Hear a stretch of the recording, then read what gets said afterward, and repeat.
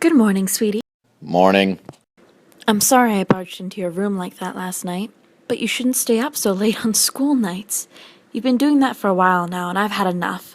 What are you always doing, anyways? Playing Playing what? a game. Joseph, honestly, what are you playing? An MMO. A what? An MMORPG. What on earth is that? Is that one of those games I hear about on the news, where they encourage shooting and— Oh my god, Mom, no. It's a massive multiplayer online role-playing game. You're being ridiculous. I'm going to school. Don't walk away from me when we're having a discussion. Joe, can we talk? About what? About your game. Your MMORPG? What about it? I just want to talk to you about it. I did some research and I just wanted to sort things out. Okay. Alright, so MMORPGs are online games you play with other people. Lots of other people, where you talk and go on adventures and make avatars, right? Yeah, pretty much. You just play. It's harmless stuff. So they aren't the games those kids play where they go out and shoot people. No, Mom. When people do that, they're copying what they see on their games. Shooting, killing, violence.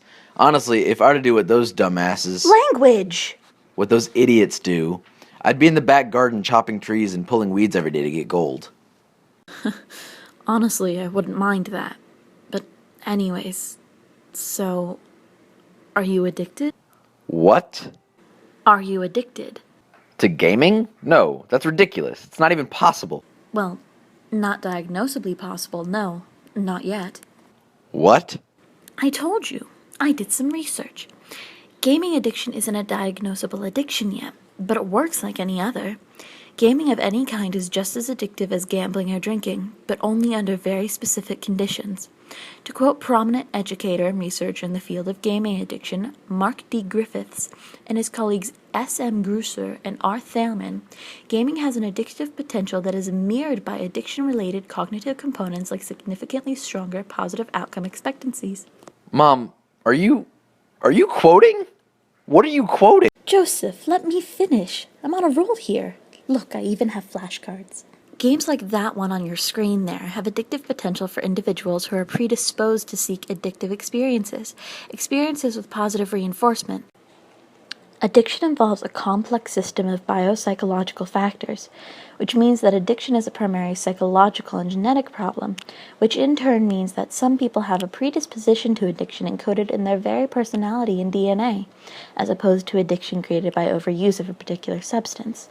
For example, some illicit drugs contain specific chemicals that, with overuse, invoke different reactions in the brain which create dependence. Biopsychological factors entail specific genes or chemicals already present in somebody's body that predisposes them to becoming addicted to certain activities, like gaming or gambling or drinking, just by partaking in the activity a handful of times. These biopsychological factors present themselves as specific personality traits. Intrinsic lack of self-control, which you have because you're a teenage boy, Hey! entails that you cannot comprehend your own limits and thus control of. I have self-control.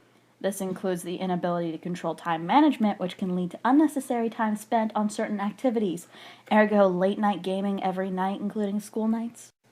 I manage my time. All my homework gets done. I have straight A's. You just don't sleep as much as you should.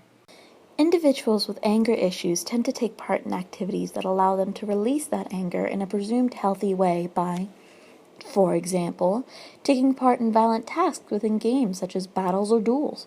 Are you depressed? What? No, why would you? Depression tends to be a byproduct of extensive online gaming. I'm just making sure. Oh, no. Not all of that time spent gaming is a bad thing. Some studies show that games, MMORPGs especially, help you figure out who you want to be as a person, especially as you grow up and mature. And they help your writing. I've seen it too. Your writing has gotten 1,000,000-fold better in this last year alone. It's very impressive. Thanks. You're welcome. If you're not addicted to them, MMORPGs can be practically essential to the formation of your future identity and ability to communicate. So